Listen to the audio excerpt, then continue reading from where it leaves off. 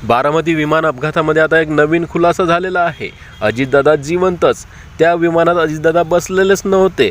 खूप मोठा खुलासा समोर आलेला आहे। 5 मोठे पुरावे समोर आलेले आहेत। यावरून असं कळते की अजितदादा खरंच जिवंत आहेत का? कारण की सर्वसामान्य जनतेच्या मनामध्ये हाच एक प्रश्न सामावलेला आहे की अजितदादा कुठेतरी जिवंत आहेत का?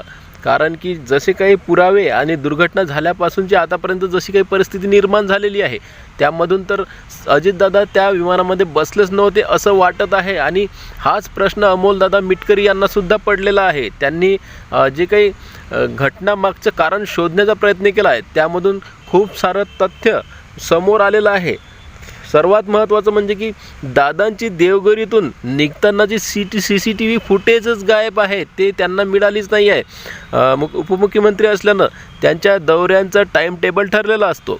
त्या टाईम टेबलनुसार ते तिथून सकाळी 8:10 निघाले, परंतु त्यांचा तिथून निघतानाचा जो काही व्हिडिओ आहे तो सुद्धा मिळाला नाही। आणि जे काही व्हिडिओ दाखवण्यात आले आहेत ते जुने असल्याचं वाटत आहे, कारण की सकाळी ते 8:10 निघाले आहेत, परंतु व्हिडिओमध्ये मात्र खूप मोठा अंधार त्या ठिकाणी दिसत आहे। म्हणजेच की हे खूप लवकर सकाळी काढलेले व्हिडिओ आहेत असं त्यांना वाटत आहे। आता त्यावरून 8:10 एवढा उजेड असतो, एवढा प्रकाश असतो की ते व्हिडिओ साफ निघायला पाहिजे होते, परंतु त्या व्हिडिओमध्ये दादांचे अस्पष्ट असे चेहरे दिसत आहेत। म्हणजेच की अंधार असल्यागत ते व्हिडिओज आहेत। मग यावरून असा निष्कर्ष येतो का की हे व्हिडिओ जुने आहेत किंवा मग त्यावेळचे व्हिडिओज नाही आहेत? यावरून सुद्धा एक शंका निर्माण होते। आता दादा जिथून निघाले तिथचे व्हिडिओ तर असे आहेत, आणि जिथं ज्या विमानतळावरून दादा विमानात बसले होते त्या विमानतळावरचे तर व्हिडिओ फुटेजच गायब आहेत। CCTV कॅमेऱ्याची जी काही फुटेज आहेत ते तिथं नसल्याचंच आढळलेलं आहे। अमोलदादा मिटकरी याबाबतची मागणी केली असता त्यांना अशा प्रकारचे कोणतेही व्हिडिओ मिळाले नाही आहेत। मग यावरून असं गोष्ट लक्षात येतात की बघा, दादा त्या विमानात बसलेच नाहीत का? कारण की दादांचे CCTV फुटेजच त्या विमानतळावर मिळाले नाही आहेत। तर मग हे CCTV फुटेज न मिळण्याचं कारण काय? मग विमानात बसण्या अगोदरच दादांच्या सोबत घात झालेला होता की काय? आणि ते पुरावे लपवण्यासाठी अशा प्रकारे CCTV फुटेज गायब करण्यात आलेत की काय, अशी सुद्धा शंका निर्माण होत आहे। विमानात 5-6 जण बसलेली असताना मग बॉडीज मात्र 5च का मिळाली? कारण की मृतदेह 5च त्या ठिकाणी मिळाल्यानं 6वा व्यक्ती गेला कुठे, असा प्रश्न निर्माण झालेला आहे। बघा, 5 बॉडी मिळाल्या तर मग दादांचे विमानात बसले होते की नाही हे सुद्धा शंका निर्माण होत आहे, कारण की 6वा व्यक्ती मिळालाच नाही आहे। आता दादा जर जिवंत असतील तर मग ते कुठे आहेत, किंवा मग आपल्यापासून काहीतरी लपवण्यात येत आहे का, असं सुद्धा अमोल मिटकरी यांना वाटत आहे। त्याचबरोबर दुसरा महत्त्वाचा पुरावा म्हणजे की दादांची घड्याळ। या अगोदर प्रसारमाध्यमातून सांगण्यात आलं होतं की दादांच्या घड्याळेवरून त्यांची ओळख पटलेली होती, परंतु ते घड्याळच मिळालं नाही आहे। अमोलदादा मिटकरी यांनी घड्याळीची मागणी केली असता त्यांना ते घड्याळच मिळाली नसल्याचं सांगण्यात आलं आहे। आणि दादांच्या कोटाच्या जे काही कपडा आहे कोटाचा, त्या कपड्यावरूनच त्यांची ओळख झाली असल्याचं सांगण्यात आलेलं आहे। आता इथं सुद्धा एक शंका निर्माण होते, मग दादाच्या कोटावरून जर त्यांची ओळख पटली तर मग भीषण अपघातात दादांचा तो कोटाचा तुकडा वाचला कसा? कारण की एवढे मोठं जे काही विमान अपघात झाला त्यामध्ये खूप मोठ्या प्रमाणात भीषण असे स्फोट झाले असल्या कारणानं सर्वच बॉडी एवढ्या जळाल्या होत्या की ते ओळखायला सुद्धा आल्या नव्हत्या।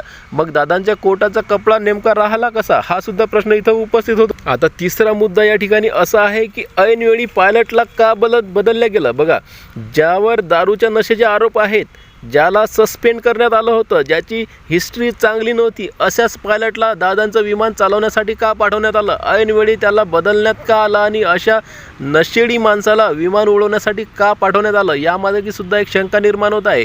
कारण की असा जर काही अपघात घडवायचा असेल तर मग याचं सर्व जे काही कारण आहे, जो काही आरोप आहे, त्या वैमानिकावर टाकण्यात यावा, असातला काही प्रकार आहे का? हे सुद्धा अमोल मिटकरी यांनी म्हटलेलं आहे।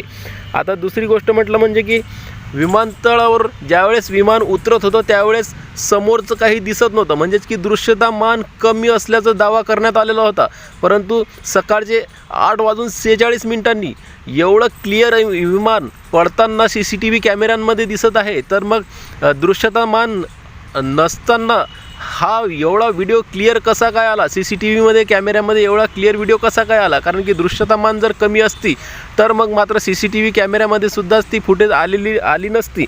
म्हणून हा सुद्धा एक शंका निर्माण करणारा दावा आहे। चौथा मुद्दा असा येतो आहे की दृश्यमान जर असतील तर मग पायलटनं घिरट्या का घातल्या, 2 वेळा विमानं आकाशातच का वारंवार घुमवली. आता हा सुद्धा एक तपासाचाच भाग आहे, कारण की दृश्यमान जर असेल तर मग विमान वारंवार धावपट्टीवरून वर उडवण्यात का आलं, 2-3 घिरट्या का घालण्यात आल्या, हा सुद्धा एक प्रश्न सर्वसामान्य माणसाला पडत आहे. आता बघा, पहिल्याच प्रयत्नात पायलटने विमान का उतरवले नाही, हा सुद्धा एक कारण शोधण्याचा प्रश्न आहे. आता यामध्ये आणखीन बघा, या विमानामध्ये ज्यावेळेस घिरट्या घालत होते त्यावेळेस खूप मोठ्या भयंकर प्रमाणात आवाज होता. नेमका ते आवाज कशाचे येत होते, कारण की नेहमीचे जे विमान येत असत ते विमान एवढ्या मोठ्या प्रमाणात आवाज करत नसत, परंतु यावेळेचा जो आवाज होता विमानाचा घिरट्या घालतानाचा, त्यामध्ये खूप मोठ्या प्रमाणात अलग भयंकर आवाज येत होता, असं प्रत्यक्षदर्शी जे काही त्या गावातील प्रत्यक्षदर्शी आहेत त्यांचा दावा आहे. आता त्याचबरोबर दादांचं DNA चेक झालं की नाही हा सुद्धा प्रश्न आहे. दादांची बॉडीची ओळखच कशा प्रकारे झाली किंवा मग त्यांचं DNA टेस्ट केलं आहे का, याचा सुद्धा समोर अहवाल आलेला नाही असं अमोल मिटकरी यांनी सांगितलं होतं. आता बघा, विमान वापरात येऊ नये अशा प्रकारची पत्रसुद्धा या विमान कंपनीला देण्यात आलेले होते, कारण की ते विमान खूप जुनं होतं आणि हे वापर करण्याजोगं नाही असं सुद्धा त्या विमान कंपनीला सांगण्यात आलं होतं. तरीही हे विमान दादांसाठीच का वापरण्यात आलं, हा सुद्धा एक प्रश्न इथं उपस्थित होत आहे. आता या प्रकरणात आणखीन एक पुरावा समोर आलेला आहे. ज्या गावाच्या बाजूला हे विमान पडलं होतं त्या गावातील सरपंचांनी याबाबत सांगितलेला खुलासा केलेला आहे.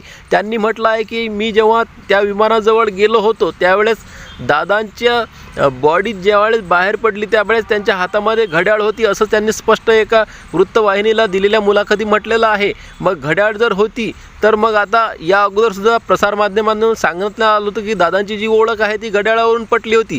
मग आता नंतर सांगण्यात येत आहे की घड्याळ मिळालंच नाही, घड्याळीवरून त्यांची ओळख झालीच नाही, तर त्यांच्या कोटाच्या शर्टाच्या कपड्यावरून त्यांची ओळख झालेली आहे. मग आता हे तरी कुठेतरी शंका निर्माण करण्यात येणारी प्रश्न आहेत. आता बघा, जर अशा प्रकारे वारंवार दादांबद्दलची माहिती वेगवेगळी निघत असेल, बाहेर येत असेल, नवीन खुलासे होत असतील, यावरून या अपघाताबाबत मोठी शंका निर्माण होत आहे. मग या अपघातामध्ये दादा खरंच होते का, त्यांची बॉडी खरंच मिळालेली आहे का, हा सुद्धा प्रश्न निर्माण होतो. किंवा मग या विमानात दादा बसलेच नव्हते का, दादा अजून जिवंत आहेत का, हे सुद्धा सर्वसामान्य माणसांना प्रश्न पडलेला आहे. आता यामध्ये एक सर्वात महत्त्वाची गोष्ट ती ऐनवेळी दादांनी प्लान बदलला. ते बाय रोड येणार होते, परंतु ऐनवेळी दादांनी प्लान का बदलला, ते विमानानं का आले, हा सुद्धा एक महत्त्वपूर्ण प्रश्न आहे. विमानाचा अपघात घडून आणला आहे का, त्यांचा घातपात झाला आहे का, की दादा अजूनही जिवंत आहेत, दादांची घड्याळ मिळाली नाही, त्यांचे DNA जे काही टेस्ट आहे ते सुद्धा मिळाले नाही. अमोलदादा मिटकरी याबद्दलची मागणी केली तर त्यांना याबद्दल काहीही माहिती मिळाली नाही असं त्यांचं म्हणणं आहे. त्याचबरोबर दादा विमानात बसतानाचा जो काही CCTV फुटेज आहे तो सुद्धा मिळालेला नाही आहे. तर मग आता याचा अर्थ काय होतो, दादांसोबत घातपात झाला आहे का, की दादा त्या विमानात बसलेच नव्हते, दादा अजूनही जिवंत आहेत का, हा प्रश्न सर्वसामान्य जनतेला पडलेला आहे.